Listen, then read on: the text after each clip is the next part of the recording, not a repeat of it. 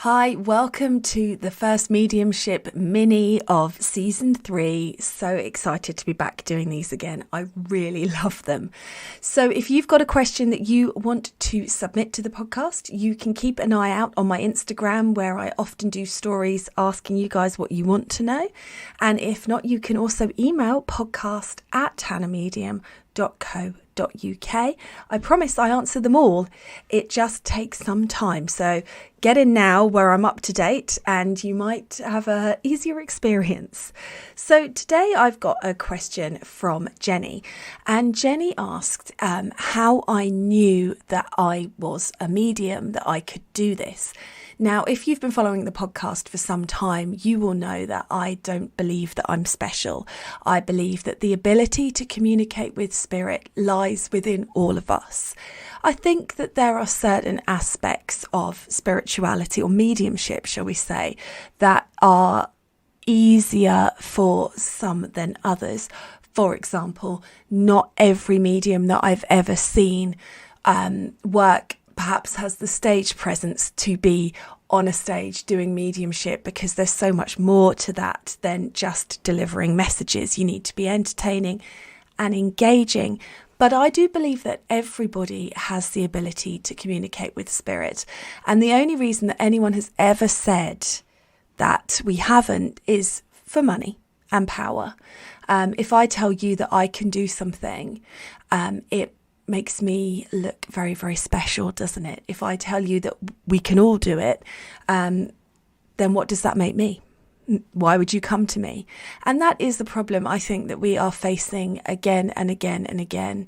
And it's become such an indoctrinated idea in society that it causes problems. It causes disconnection from spirit from people, where it would just be available to all.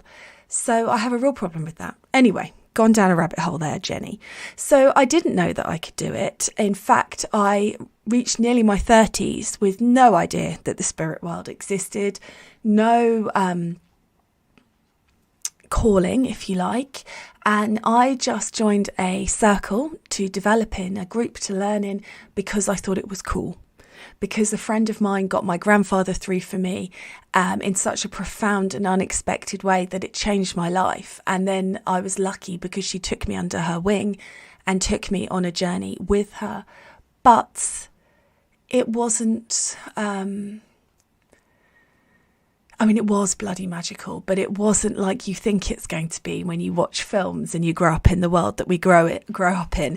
It was just very simple and very easy. And always through my journey, I have thought, when I look back, if I knew then what I know now about what Spirit's plan for me was and where I was going to go and what my own soul was going to call me to do, then I would probably have chickened out and run away. So it's always, I think, subtler and gentler than we think it's going to be. It's always our choosing of it and us stepping up for it and spirit responding. So if you are interested in it, that is your calling. If you feel like this might be something that you want to do, that is it. That's your calling. And that's how you step up, and then join a group or listen to the podcasts that are out there. There's lots of great podcasts, not just this one, although obviously this one's the best. Yeah. Lots of books to read, lots of information out there, and decide what resonates with you and what doesn't, what feels right to you and what doesn't, and follow it that way. So thank you very much for submitting your question, Jenny. Sorry I went off on one, down a rabbit hole. I have not learned to be concise in my time away from this podcast, clearly. But yeah, I think it's available to everybody. I believe anybody can do this. There we go.